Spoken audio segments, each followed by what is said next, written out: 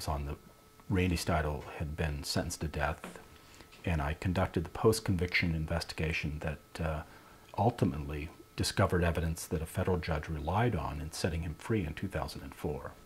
And what are you trying to do now with Governor Quinn? What are you asking Governor Quinn to do in your letter?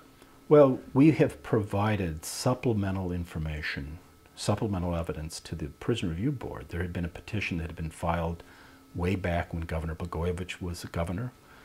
He didn't act on the petition. That's been sitting basically in the governor's office all these years. And so we're asking Governor Quinn to take a look at this new evidence pointing to the actual killer, Tommy Lynn Sells.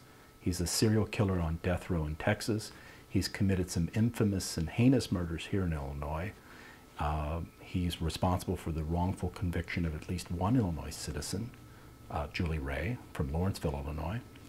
And I'm convinced he committed this murder, the murder of the Dyke Karen Rhoades. And you base that on what?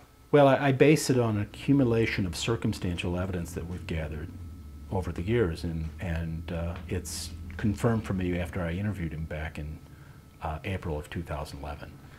And essentially what we discovered, it wasn't until literally the week before Herb Whitlow was released, I came across a letter from Randy Steidl's mother where she had received information that a drifter had been put into the Hotel France by police the night this murder happened, and that he was the very first suspect that police were looking at.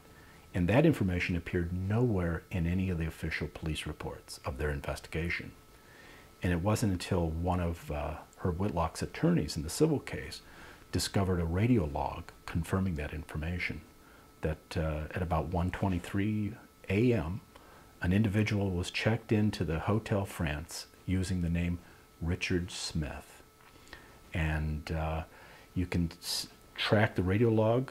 After the Rhoades murder was discovered, Agent Jack Ecker of the Illinois State Police was looking for him and couldn't find him. He was their very first suspect. And then they never pursued it from there? Well, if they did, it's not documented. It's not documented. Okay. What would you like Governor Quinn to do and why? Okay. Well, and I'll tell you, we'd like Governor Quinn to grant these pardons. I mean, we'd like to have him review the information, but, you know, we'd like sometime before Christmas to have pardons granted for Randy Steidl and Herb Whitlow.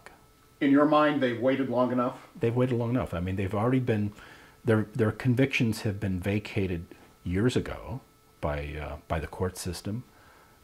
They have settled civil suits. The Illinois State Police settled for $2.5 million, a tacit acknowledgement that they had screwed up the investigation. And let me just add that, sure, you know, when I interviewed Sells, it was really chilling because he confirmed many of the things that we had. I mean, when I asked him, you know, I told him, you're not in the habit of giving your real name to police when you're stopped. What name do you use? And he said, I like to use the name Ricky and Richard. I use those a lot. And I asked him, well, what last name do you use? And he says, I'm not going there.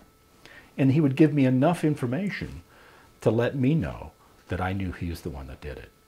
But he was screwing with me. And in fact, when I got back to my office after interviewing him, I get a letter from him.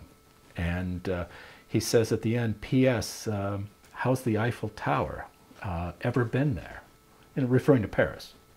And, you know, it's dated, he wrote it right after I left the prison in Texas.